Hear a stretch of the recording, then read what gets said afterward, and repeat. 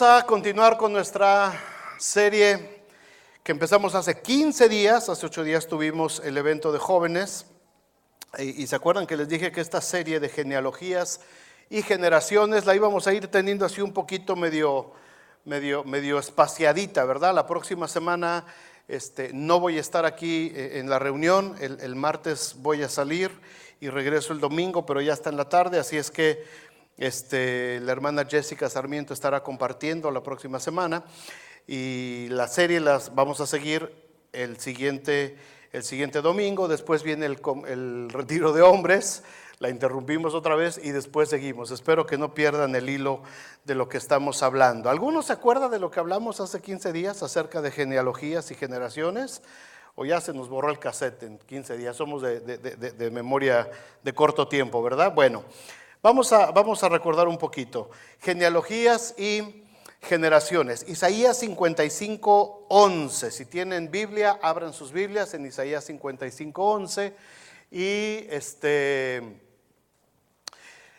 versículo es el que estoy tomando como base, como enseñanza, para que todos podamos aprender un poquito más acerca de lo que significan las genealogías y las generaciones en la Biblia. Léanlo conmigo en voz alta. Dice 1, 2, 3. Así será mi palabra que sale de mi boca, no volverá a mí vacía, sino que hará lo que yo quiero y será prosperada en aquello para que la envíe.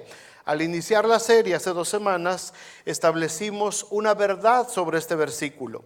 Esa verdad es que una vez que la palabra de Dios ha sido sembrada en un corazón, no hay nada que la detenga para cumplir el propósito por el cual Dios envió esa palabra. Aunque pasen generaciones, la palabra de Dios se cumplirá. A pesar de nosotros podemos ser parte del cumplimiento de esa palabra, pero si por alguna causa nosotros nos apartamos, nos vamos del camino de Dios, no queremos seguir, renegamos, nos enfriamos y nos alejamos, de cualquier manera la palabra de Dios se va a cumplir, porque la palabra de Dios no vuelve a Él vacía. Y probablemente nosotros nos perdamos la bendición, pero quizás en nuestra siguiente generación, o 2 generaciones después, o 3, o 5, o 10 generaciones después, la palabra de Dios va a fructificar, porque la palabra de Dios funciona de esa manera. La palabra de Dios no está sujeta al tiempo ni al espacio de nosotros. La palabra de Dios es eterna. Jesucristo dijo: el cielo y la tierra pasarán, pero mis palabras no pasarán, son eternas. Estaban al principio y están al final. No hay tiempo, no hay variación de tiempo ni espacio para la palabra de Dios. Así es que estuvimos viendo algunas de estas generaciones. Iniciamos este viaje a través de largas genealogías bíblicas que abarcan muchos capítulos en la Biblia y están comprendiendo miles de años a lo largo de toda la Biblia. Son capítulos enteros en libros como Crónicas, en Números, en Esdras, en Mateo, en Lucas, aquí mismo en Génesis, donde empezamos a ver. Hay genealogías y hay mucha enseñanza para nosotros, y sobre todo nos van a ayudar, hermanos, a poner un fundamento más sólido, más firme a nuestra fe, a lo que hemos creído. En muchas de estas genealogías coinciden con los escritos que hay de otras culturas, registros que hay, no en la Biblia, sino en otras culturas. Hay registros que coinciden perfectamente con las genealogías bíblicas. Hay datos científicos, hay datos históricos que confirman la veracidad de la Biblia. Así es que el propósito de las genealogías en la Biblia es la de trazar una línea de salvación desde Adán hasta Jesucristo. Hay una línea que va corriendo a lo largo de toda la Biblia, a través de las generaciones, a través de cada genealogía va corriendo una línea. Si quieren ver el resumen de la línea, lean el capítulo 1 de Mateo o lean el capítulo 3 de Lucas. Y ahí se van a encontrar las 2 genealogías de Jesucristo. Y van a ver cómo se remontan, sobre todo la de Lucas, se remonta hasta Adán. Empieza en José, el carpintero, y viene toda la genealogía. Esa viene al revés. No empieza en Adán, sino empieza en José y va para atrás, para atrás, para atrás, para atrás, para atrás, hasta llegar a Adán, hijo de Dios. Y la genealogía de Mateo, de Jesús, empieza desde Abraham. Empieza desde este hombre llamado Abraham, porque viene la promesa ahí, hasta llegar también a Jesucristo. Así es que a través de las genealogías en la Biblia, hermanos, nosotros podemos entender un poquito acerca de cómo se trazó el plan de Dios para la salvación de todos nosotros. La historia se sigue escribiendo, les decía yo la vez pasada. Yo sé que en algún lugar alguien en el cielo, no sé, está escribiendo todo lo que está sucediendo todavía en la vida de la iglesia. Y yo sé que alguien está escribiendo lo que está sucediendo en esta ciudad de South Bend y lo que está sucediendo con todos los cristianos de South Bend. ¿Cuántos de nosotros vamos a entrar en ese escrito, en esas genealogías? Nos vamos a sorprender. Y a lo mejor los que pensamos que vamos a estar ahí, a lo mejor ni siquiera vamos a aparecer. Y los que no creíamos que iban a aparecer, a lo mejor esos son los que aparecen en esas crónicas que algún día vamos a escuchar cuando estemos con el Señor. Así es que a veces cuando vemos estos capítulos, hermanos, llenos de tantos nombres tan raros o algunos y difíciles de pronunciar, decimos, ¿para qué me sirve esto?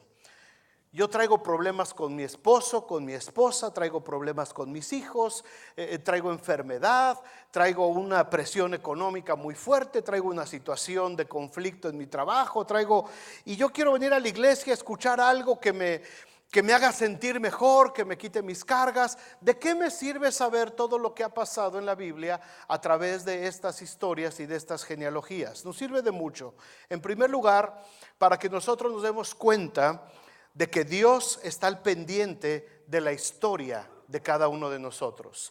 El saber acerca de las genealogías nos ayuda a afirmar nuestra fe, porque vemos cómo a lo largo de la historia, a lo largo de miles de años, el Señor se ha preocupado y ha manifestado el mismo amor con el que nos ama hoy en el año 2018. Es el mismo y perfecto amor de Dios que ha llegado hasta nosotros de una forma clara y limpia, ahora manifestado a través de Jesucristo. Esta enseñanza nos va a servir para que también nosotros podamos poner un fundamento firme precisamente para esta nueva generación que acaba de salir de aquí, para que esta generación que va creciendo no cometa quizá los errores que nosotros cometimos.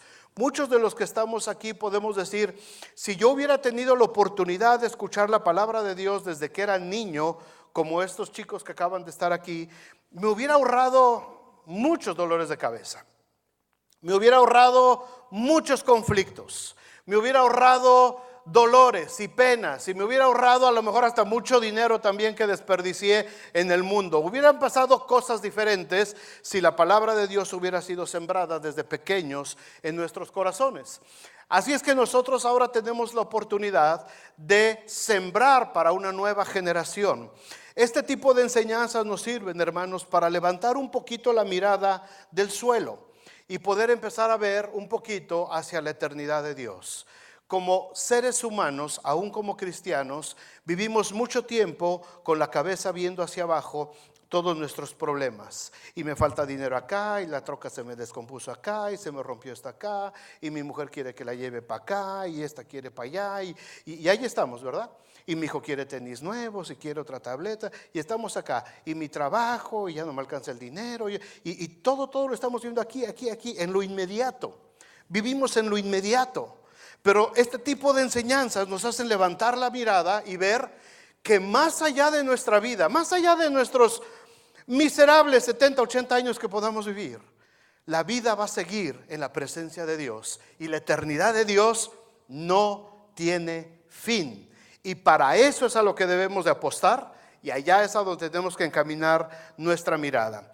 Así es que muchas veces, hermanos, cuando no nos damos cuenta de lo que realmente tenemos como cristianos en la palabra de Dios, podemos dejar de pasar muchas de estas enseñanzas, pero el Señor quiere que sepamos exactamente cómo fue el plan de salvación que fue trazado desde Adán hasta el Señor Jesucristo.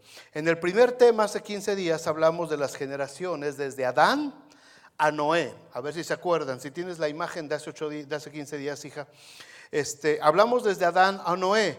Vimos cómo esta sección termina con un libertador de toda la raza y de la creación en aquel entonces llamado Noé.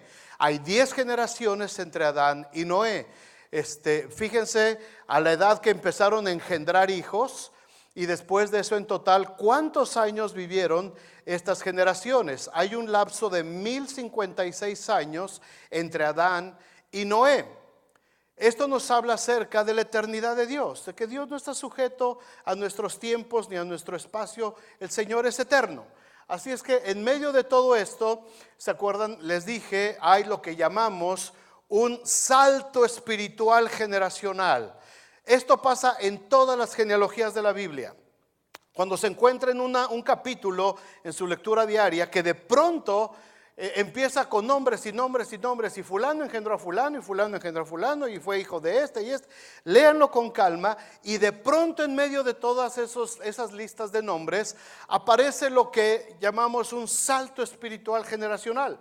Parece que no pasa nada generación tras generación, pero de pronto aquí aparece, por ejemplo, el número 7, aparece Enoc, y dice la Biblia que Enoc caminó con Dios y no conoció la muerte física, porque Dios lo traspuso al cielo. Igual que Elías, igual que aquella transfiguración en el monte de los olivos, donde estaba Jesús solamente con Juan, con Jacobo y con Pedro. Estaba ahí y el Señor se transfiguró. Dice que el cuerpo del Señor empezó a brillar y se empezó a elevar. No estoy hablando de Star Wars, estoy hablando de la Biblia. El cuerpo del Señor se empezó a elevar, y dice el relato bíblico que junto con Jesús de pronto en el cielo aparecieron Moisés y apareció el profeta Elías. ¿Qué tal esa escena? Yo me muero de miedo ahí, no sé qué hubiera hecho. Pero dice que se transfiguraron y los discípulos nomás se quedaron sacadísimos de onda. Imagínate el ver eso. Se quedaron sorprendidos, y lo único que se les ocurrió decir: Señor, ¿quieres que hagamos una enramadita para Elías y otra para Moisés? O sea, están viendo cuerpos transfigurados, perfectos, a la imagen y semejanza de Dios, y lo único que se les ocurrió es hacerles unas ramitas de palma. O sea, ¿qué iban a necesitar esos cuerpos, esas ramitas de palma? Pero humanamente, pobrecitos, fue lo único que se les ocurrió. Pero es lo mismo que le pasó a Enoc en esta genealogía, y lo mismo que nos va a pasar a nosotros, a los que hemos confiado en Jesucristo. ¿Cuántos dicen amén? No los veo muy convencidos, ni con muchas ganas. Nuestros cuerpos van a ser transformados. Luego nosotros, los que vivimos, dice Pablo, primera de Tesalonicenses 4, los que hayamos quedado, en un abrir y cerrar de ojos, a la final trompeta, seremos transformados y seremos arrebatados juntamente con el Señor, y así estaremos con Él para siempre. Esa es la promesa del cristiano, eso es lo que anhelamos, y ahí es donde quiero que levantemos la mirada, hermanos. Más allá de la bronca que traemos ahorita, más allá de la situación difícil que estamos atravesando, más allá del dolor humano, más allá del dolor físico de la enfermedad, más allá de la incertidumbre de nuestras relaciones entre familias, entre esposos, entre hijos, más allá de eso, levantemos nuestra mirada, porque toda esta tribulación momentánea, dice la Biblia, va a pasar, y un día estaremos para siempre con el Señor. Y ahí es donde tenemos que apuntar, ahí es a donde tenemos que mirar. Así es que a lo largo de estas 10 generaciones vimos varias cosas que sucedieron ahí. Hay 10 generaciones ahí. Sin embargo, en el tiempo ya de Noé, empezó a tener hijos a los 500 años de edad. ¡Paso! ¡Qué flojera! Yo tengo el diezmo de eso, 56. Y veo a los papás que andan ahorita batallando con los chiquitos. Veo a la hermana que está embarazada. ¡Ay, qué flojera! Va a empezar apenas con pañales. Va a empezar con biberones. Va a empezar a que no pueden dormir porque el niño está llorando y yo, ay, le digo a mi esposa, no, qué flojera. Van a empezar a ir al kinder, hermano. Vas a tener que ir a 20 festivales ahí a sentarte a ver a los niños que no quieren hacer nada, que no más para. Y las pobres maestras ahí. Qué flojera. Bueno, este hombre empezó a los 500 años. Imagínate el viejito Noé, 502, 503 años. Ahí va con el niño Sem y con el niño Jafet a la escuela. 500 años el hombrecito. Bueno, Dios dijo, es demasiado tiempo para estos cuates vivir tanto tiempo. Génesis 6:3. Y dijo Jehová, no contenderá mi espíritu con el hombre para siempre, porque ciertamente él es carne, mas serán sus días, ¿cuánto? 120 años. Así es que a partir de ahí viene la historia de Noé, el arca, de la cual vamos a ir en septiembre con algunos muchachos a ver todo lo que pasó ahí. Y viene la historia de la destrucción de todos los pobladores de la tierra, a excepción de la familia de Noé. Y entran ellos en el arca, después viene el diluvio, empieza nuevamente una creación nueva. A los hijos, a sus 3 hijos, se les da la orden de volver a multiplicarse, de llenar la tierra. Y aquí es donde tenemos la segunda sección, la segunda genealogía que vamos a ver hoy. De Sem, uno de los hijos de Noé, el primogénito de Noé, Sem, hasta Abraham. Génesis 11:10. Si tienen sus Biblias, abra Génesis 11, capítulo 11, versículo desde el 10 a la mitad de Génesis 11. Dice, estas son las generaciones de Sem.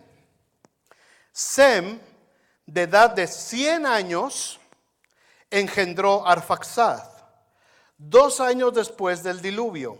Y vivió Sem, después de que engendró a Arfaxad, 500 años y engendró hijos e hijas. Arfaxad vivió 35 años y engendró a Sala. Y vivió Arfaxad, después de que engendró a Sala, 403 años y engendró hijos e hijas. Sala vivió 30 años y engendró a Eber. Y vivió Sala, después que engendró a Eber, 403 años y engendró hijos e hijas. Eber vivió 34 años y engendró a Peleg. Y vivió Eber, después de que engendró a Peleg, 430 años y engendró hijos e hijas. Peleg vivió 30 años y engendró a Reu. Y vivió Peleg, después que engendró a Reu, 209 años y engendró hijos e hijas. Reu vivió 32 años y engendró a Serug. Y vivió Reu, después de que engendró a Serug, 207 años y engendró hijos e hijas. Serug vivió 30 años y engendró a Nacor. Y vivió Nacor 29 años y engendró a Taré. Y vivió Nacor, después de que engendró a Taré, 119 años y engendró hijos e hijas. Taré vivió 70 años y engendró a Abram, a Nacor y a Harán. Fueron sus 3 hijos. ¿Qué enseñanzas tenemos de esta lista de Génesis capítulo 11? Vamos a ver algunas. Primero, el juicio de Dios sobre la edad de la gente se empieza a cumplir. Lo que Dios dijo en Génesis 6:3, que leímos hace ratito, que dijo, no voy a estar peleándome todo el tiempo con la gente, con el hombre, porque ellos son carne. Así es que les voy a rebajar el tiempo de vida a 120 años. Y alguien puede decir, Dios dijo 120 años y aquí todavía están de 400 y de 500 y todavía hay mucho tiempo acá. Ahora yo les pregunto a cada uno de ustedes, ¿de cuántos años fallecieron la gente más cercana a ustedes, sus abuelitos, los que más hayan durado? ¿De cuánto tiempo murió? Mi abuela murió de 105, mi abuela paterna. Mi abuela materna murió de 85. ¿De cuánto murió alguno de ustedes? 110. No le llegó todavía al tope de 120. ¿Quién más se acuerda? ¿De qué edad murieron los abuelos? 100, 80, 70. Algunos ni los conocieron, ¿verdad? Porque se fueron muy jovencitos. Así es que la palabra de Dios se cumple. Les dije al principio, la palabra de Dios es eterna, no vuelve vacía. La palabra de Dios no tiene límites. Génesis 6:3 dice el Señor: no contenderá mi espíritu para siempre con el hombre, porque ellos son carne. Así es que su vida va a ser solamente de 120 años. Pero pasan más de 200, de 300 años, y la vida del ser humano sigue siendo de 400, de 500, de 200 años, no de 120. ¿Qué pasó ahí? Dios da una orden, el Señor ejecuta un juicio y sale la orden. Y esa orden fue hacia la genética del ser humano. Y empieza un proceso de degradación del cuerpo humano a través de las diferentes generaciones. Dios no tenía prisa de que se cumpliera inmediatamente. Dios da la orden y la genética humana empieza a obedecer la orden de Dios. Y las generaciones empiezan a ajustarse poco a poco, y lo vemos en las narraciones siguientes. Ahí está una gráfica. Sem, ¿cuántos años vivió? Arfaxad, ¿cuántos años vivió? Sala, ¿cuántos años vivió? Abraham, al último, ¿cuántos años vivió? Aquí hay un salto muy importante. Observen la gráfica. Y el salto generacional, ¿en dónde está? Observen la gráfica.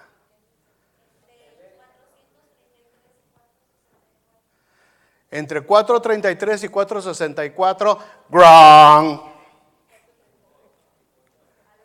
En la generación número ¿qué? Está el salto. No. Dense cuenta. El salto está en las 5. Vienen los primeros de 400, 400, 400. Y de pronto aparece Peleg en los 200. Y de ahí empieza a bajar, a bajar, a bajar, a bajar. Han pasado 400 años en medio de estas 10 generaciones. Los descendientes de Abraham, Isaac, ¿y cómo se llamó el hijo de Isaac? El primero. Isaac. Voy a tener que traer a los niños de escuela dominical. ¿Cómo se llamó el hijo de Abraham? Al que le iba a dar cuchillo. Isaac. Ahora, el hijo de Isaac, ¿cómo se llama? Jacob. ¿De cuántos años mueren ellos? Abraham todavía muere de 175 años. Isaac muere de 180 años. Y Jacob todavía muere de 147. Imagínense, todavía hasta Jacob ya viene bajando. La orden que dio Dios en Génesis capítulo 6, versículo 3. Vivían 900, vivían 800, vivían 960, Matusalem 969 años, y Dios da la orden y empieza a descender el reloj genético de la humanidad al mandato de Dios. Y ya nos encontramos a Abraham, a sus descendientes, casi llegando a la edad, 175. Pero Dios dijo, ¿cuántos años?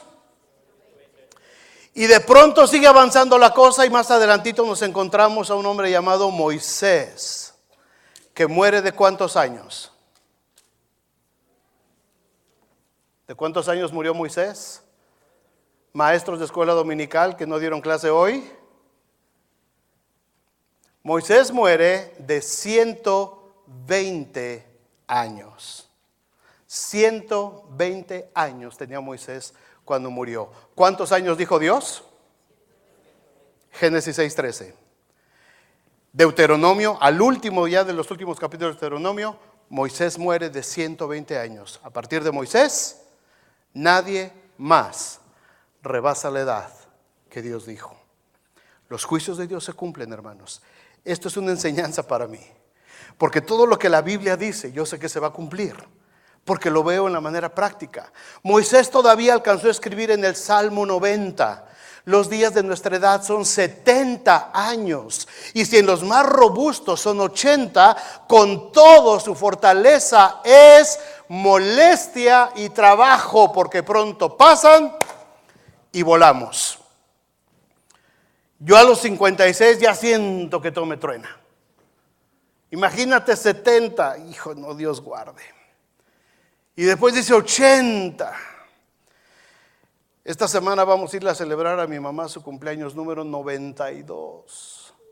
Dice mi mamá: hijo, ¿ya qué hago? Dice, el Señor no viene por mí.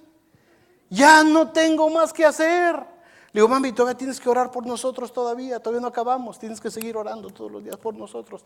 No, dice, ya, que oren otros por ustedes. Dice, yo ya acabé. Ya no me echen la bronca a mí ya. 92, y está bien. Imagínate, con toda su fortaleza es molestia y trabajo, porque pronto pasan y volamos. A partir de ahí y hasta ahora, hermanos, la edad del ser humano se ajustó a la orden de Dios. Ahora esta genealogía nos enseña, hermanos, que las promesas y los juicios de Dios siempre se van a cumplir. Algunos van a tardar cientos de años, otras quizás van a tardar miles de años, y a lo mejor algunas promesas se activan de inmediato. Pero Dios no está atado a nuestro espacio de tiempo. Jesucristo prometió que Él iba a volver. Él dijo: voy a volver. Los ángeles que estaban junto a los discípulos les dijeron: este mismo Jesús que ha sido tomado de vosotros arriba en el cielo, así vendrá como le habéis visto ir al cielo. Hay una promesa. Ya pasaron 2000 años y la promesa no se ha cumplido, pero yo tengo la seguridad de que se va a cumplir. Lo vean mis ojos o lo vean mis nietos, si es que llego a tener nietos, o los nietos de ustedes.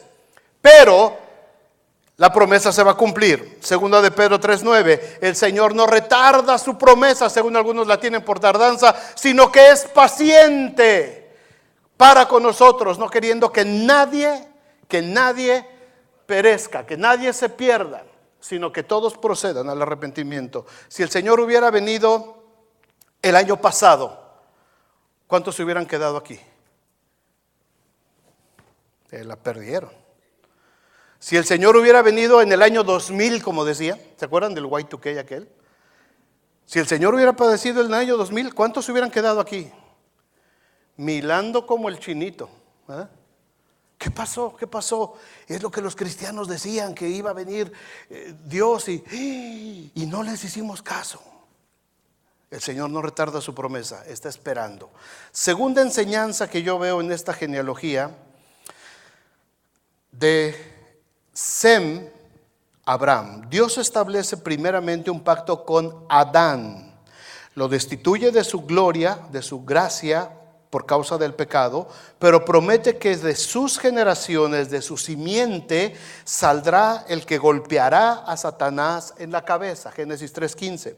Los siglos empiezan a correr y llegamos entonces hasta Noé, donde el pacto nuevamente se afirma cuando es salvado de la destrucción, y después del diluvio sus tres hijos, Sem, que es el primogénito, Cam y Jafet, se encargan de la repoblación del mundo, pero es en la línea de Sem, el primogénito, donde la genealogía sigue su curso hasta Abraham. Sem.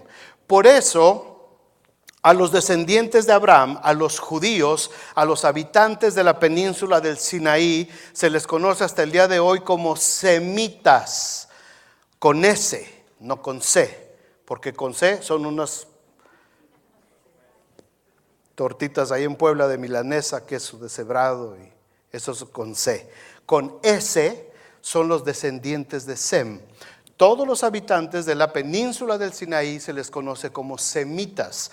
De ahí que cuando se habla del movimiento en contra del pueblo judío, se les conoce como el movimiento antisemita. No sé si alguien ha escuchado alguna vez esa expresión, hasta en las noticias lo dicen. El movimiento de antisemitismo se refiere a Sem, se refiere a los descendientes de Sem. Y de esos descendientes de Sem está Abraham. Así es que la segunda enseñanza es lo que Jesús nos dice en Mateo 24:35. El cielo y la tierra pasarán, pero mis palabras no pasarán. Literalmente, en tiempos de Noé, el cielo y la tierra pasaron.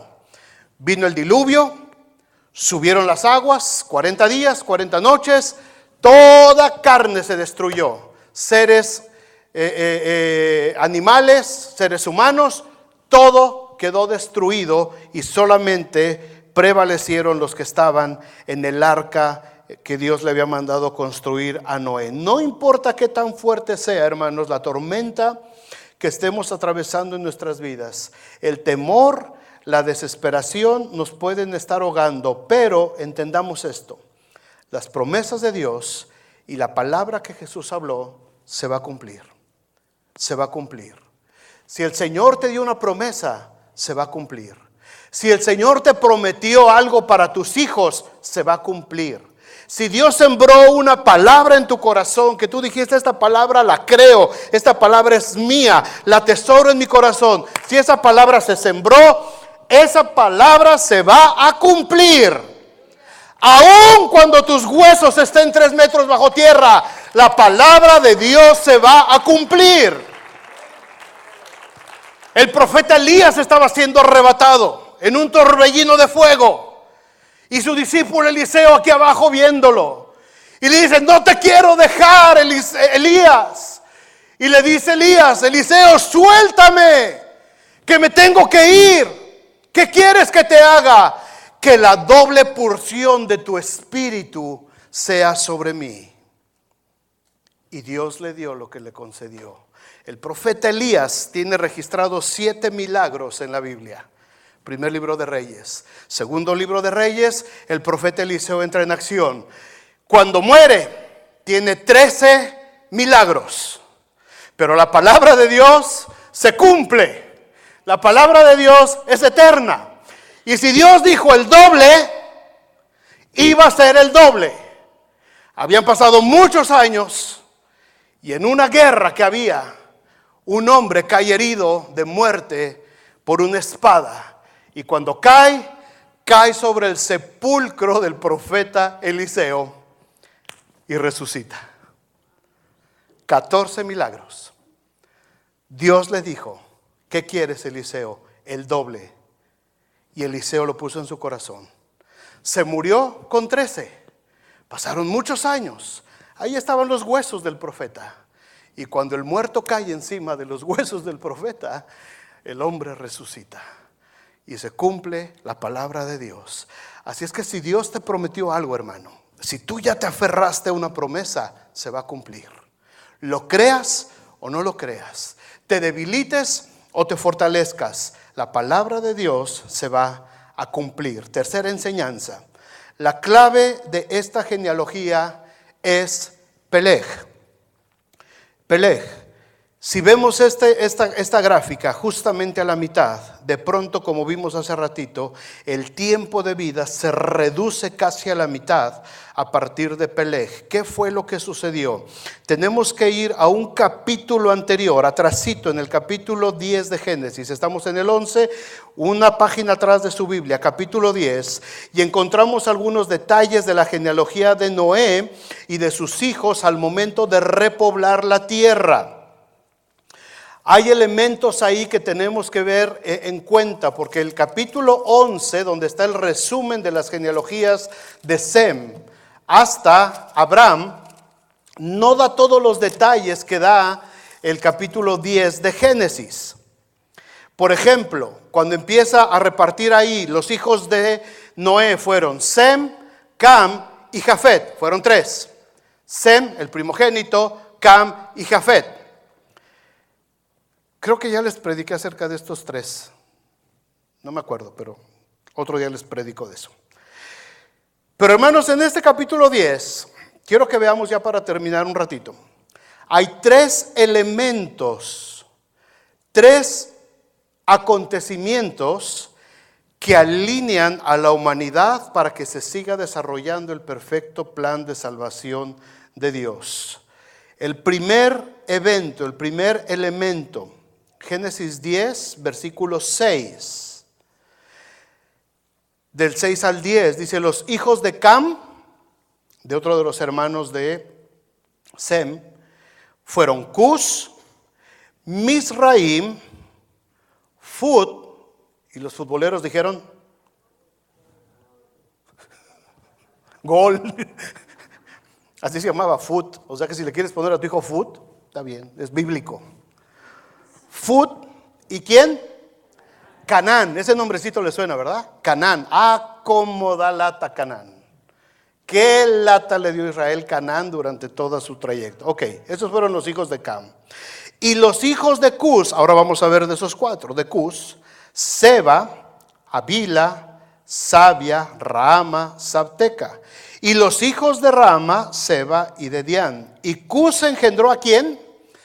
A Nimrod. Y fíjense que aquí se corta la narración así de nombres y aparece una nota.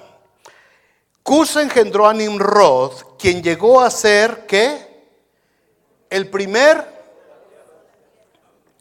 Piensen, echen a volar un poquito su imaginación y echen un poquito a volar su ciencia ficción en su mente. Les dije yo la semana antepasada, a veces tenemos la idea de que Adán era así medio tontelado, decía, ay, mandilón de la mujer, ay, ¿a dónde me lleva? Se va. No. Adán tenía la mente de Cristo. Adán tenía una mente tan poderosa que su mente tenía la capacidad de sojuzgar y de gobernar toda la creación de Dios, porque Dios lo había hecho a su imagen y semejanza. O sea, Adán era un super hombre, como no ha habido otro en la faz de la tierra, a excepción de Jesucristo, hecho hombre.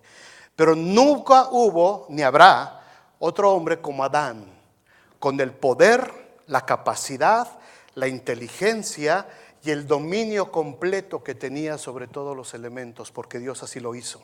Adán, a causa del pecado cayó y a causa del pecado perdió todo eso. Pero después del diluvio, después de que se destruye todo, después de que se vuelve a repoblar la tierra, aparece este versículo de un hombre llamado Nimrod, que fue el primer poderoso. ¿Qué se imaginan de un hombre poderoso? Menciónenme un hombre poderoso que conozcan, que no sea Fantino. Un hombre poderoso, que no sea Cristiano Ronaldo, otro. Hitler fue un hombre muy poderoso, logró tener a casi toda Europa bajo su dominio. ¿Qué otro? Contemporáneo, ¿quién? El presidente actual. El presidente de los Estados Unidos, pues, hará lo que haga, pero es un hombre poderoso. Tiene el poder y tiene, ¿qué otro? Napoleón Bonaparte, ¿verdad? Conquistó con su ejército casi toda Europa y quiso llegar a América hasta que se enfrentó con los poblanos. ¿Qué hubo? 5 de mayo de 1862. ¿Cómo lo he de olvidar?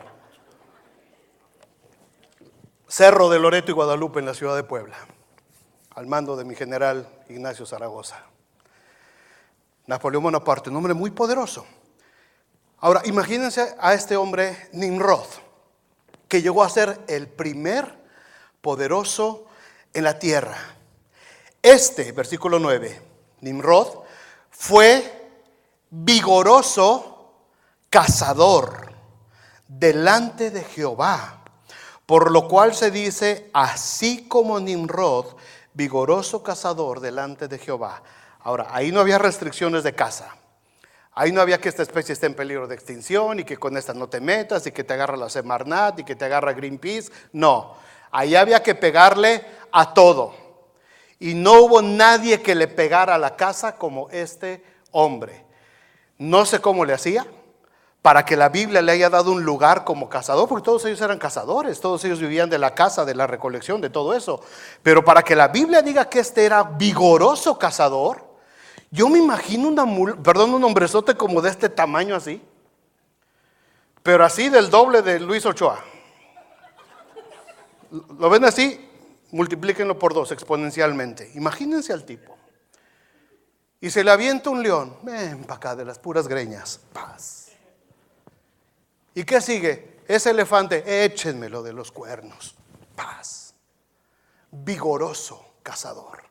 Era un hombre tremendo, tremendo. Este hombre fue el primer poderoso sobre la tierra, descendiente de Cam. el primero en establecer un reino. El inicio de este reino, y aquí viene lo importante, hermanos, del evento. Este reino fue el reino de Babilonia, uno de los 3 más poderosos imperios que fueron elementos claves para que el plan de salvación de Dios pudiera llevarse a cabo. Nimrod es el primero que empieza a armar lo que sería el poderosísimo imperio babilónico. Nimrod. El otro reino poderoso desde su origen en esta genealogía es Egipto. La palabra hebrea para Egipto es Misraim, otro de los hijos de Cam que vimos en la genealogía. Y es curioso ver cómo el Salmo 105, 23, describe a Egipto. Después entró Israel en Egipto y Jacob moró en la tierra ¿de quién? De Cam. Misraim fue el fundador del poderoso imperio Egipto. Ese es el primer gran evento. Empiezan a crecer los 3 imperios que iban a ser claves en la formación del plan de Dios para salvación. Babilonia primero, Egipto después y después el imperio griego. Otro gran evento, la repartición de la tierra y las migraciones masivas en el tiempo de Peleg. Génesis 10:24, viene otro salto. Arfaxad engendró a Sala y Sala engendró a Eber. Y a Eber nacieron 2 hijos, el nombre del uno fue Peleg, que significa división. Peleg significa división. Y dice, porque en sus días fue repartida la tierra. Y el nombre de su hermano Joctán, y Joctán engendró a otros, y ahí se pierde la genealogía de Peleg.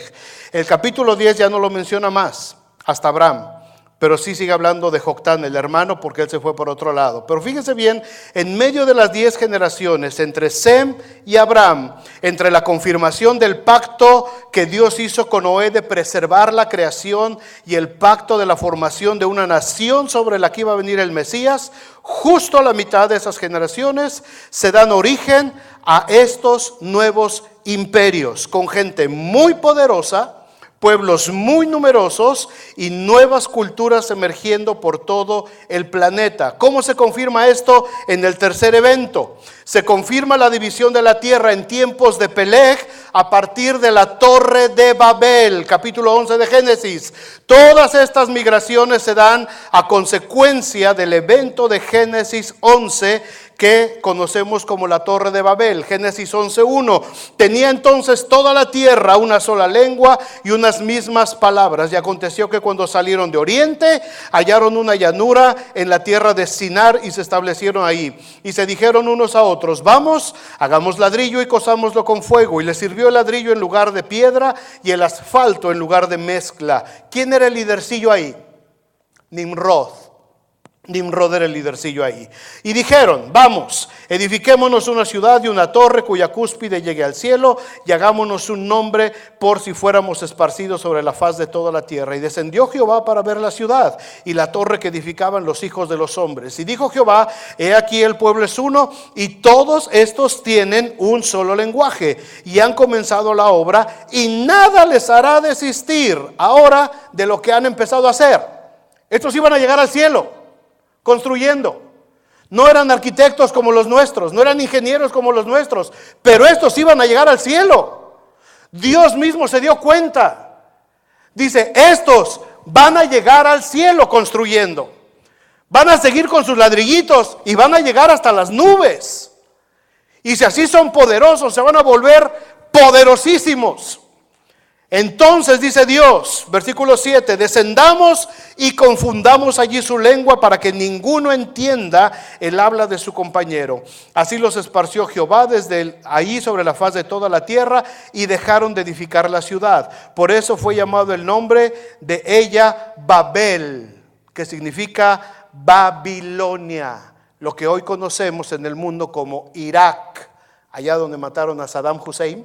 Irak, ahí era el origen de la civilización. Ahí fue Babilonia, porque allí confundió Jehová el lenguaje de toda la tierra y desde ahí los esparció sobre la faz de toda la tierra.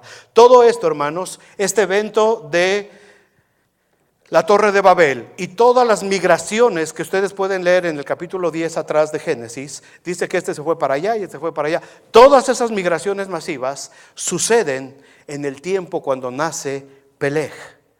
¿Qué sucede ahí? Yo no sé, ahí entra una duda y por más que traté de investigar, pero sucede un salto genético en la Torre de Babel. Dios no solamente confunde la lengua, no solamente los detiene de lo que están haciendo, de lo que quieren hacer, no solamente los esparce, sino vemos aquí en la gráfica que estábamos viendo de las generaciones, que en Peleg se corta a la mitad drásticamente el tiempo de vida de la gente. Venían de 400, 600, 433, 464 y de pronto entra Peleg en acción 239. Cuando, dice Génesis 10, cuando fue el tiempo de la división de la tierra, es decir, cuando todas las masas que ya había, millones y millones, se empezaron a esparcir por todo el planeta, dando origen a todas las culturas antiguas y modernas. Todos los descendientes de Cam, todos los descendientes de este hijo llamado Cam, son los que fueron para poblar todo el continente africano. Todos los descendientes de Sem son todas las naciones árabes y judías. Y todos los descendientes de Jafet son todas las culturas occidentales. Solamente 3 orígenes. ¿De cuál venimos nosotros? ¿Quién sabe? Porque tenemos un revoltijo de sangre nosotros. A veces nos portamos como cananeos, ¿no? A veces muy semitas acá nosotros, muy espirituales. Y a veces nos comportamos muy materialistas como los descendientes de Jafet. Son situaciones, hermanos, que leemos en unas cuantas líneas y lo vemos en una hora solamente. Pero estos fueron eventos formidables. Estamos hablando aquí, hermanos, de encuentros espirituales de los que no tenemos ni la menor idea de lo que estaba sucediendo. Cuando sucede todo eso, imaginen nada más, y ya con esta me despido. Cuando Satanás se rebela en contra de Dios, y a veces vemos las caricaturas, ay, la viborita ahí en el huerto del Edén y la manzanita. No. Satanás tenía un poder que ni siquiera nos llegamos a imaginar nosotros. Satanás tenía una influencia cuando era Lucifer, una influencia tal en el cielo que cuando él se rebela en contra de Dios, arrastra a la tercera parte de la creación angelical con él. Imagínense el tamaño de batalla espiritual de la que estamos hablando. Dios con sus arcángeles, con sus huestes, en contra del que había sido el más poderoso de sus arcángeles y con la tercera parte de la creación celestial enfrentándose. Dios queriendo preservar la raza humana porque le prometió a Adán que iba a preservar y que iba a haber salvación para la raza humana. Y Satanás queriendo destruir con todas sus huestes. Y en medio de todo eso, la raza humana. Yendo para acá, moviéndose para todos lados. En las genealogías vemos ese mover de generaciones, vemos ese mover de masas, vemos ese mover de culturas, vemos ese mover de generaciones y generaciones de millones de gentes. Pero todo eso, hermanos, entra dentro de este increíble mundo de guerra espiritual en el que estamos sujetos. Espero que no los esté confundiendo. ¿Están todavía conmigo? Sí. ¿No se han ido a otra galaxia muy, muy lejana? No, ok. Ya, vénganse muchachos de alabanza. No hay, sí están aquí. Ven, Normis.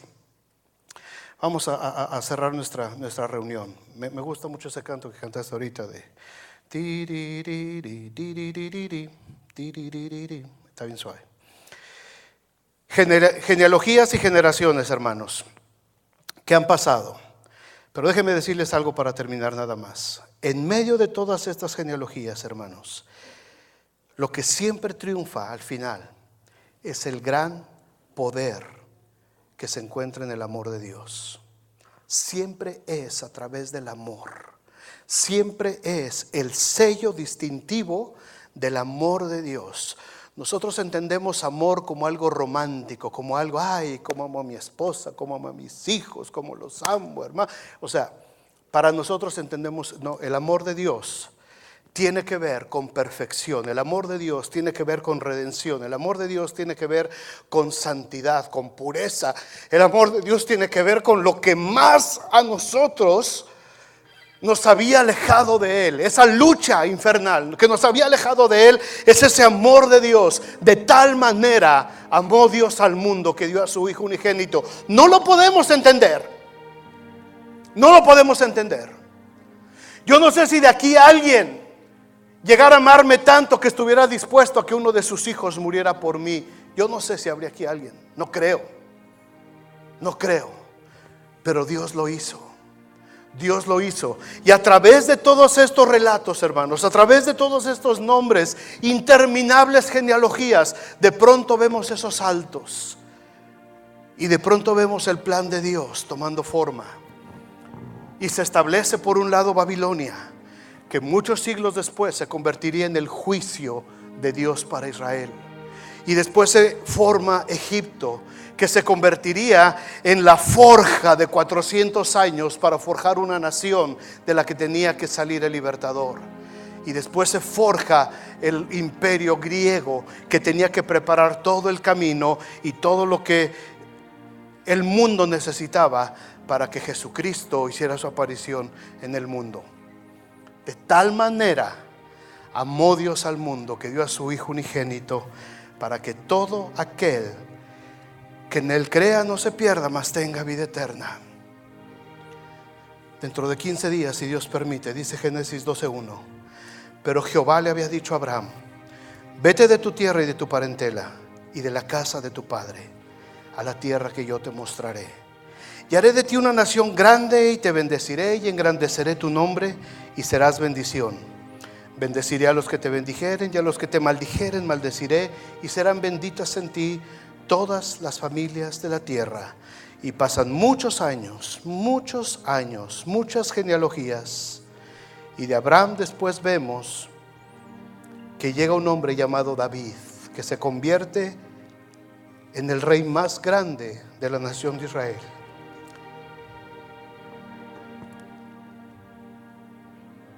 El hombre conforme al corazón de Dios, el dulce cantor de Israel. ¿Qué nos queda hoy, hermanos? Pónganse de pie. El Dios en el que hemos confiado, el Dios en el que has puesto tu esperanza, el Dios al que te has inclinado a orar y adorar. Ese Dios trasciende las barreras del tiempo, de las culturas y de las sociedades, y llega hasta nosotros con el mismo mensaje de amor, de cuidado, de redención, y nos hace el mismo llamado a través de todas las generaciones: venid a mí, todos los que estéis trabajados y cargados, que yo os haré descansar. Este es el mensaje a final. ¿Por qué se tomó el Señor tantas molestias de hacer estas genealogías? ¿Por qué se tomó el Señor tantas molestias de acomodar todo eso?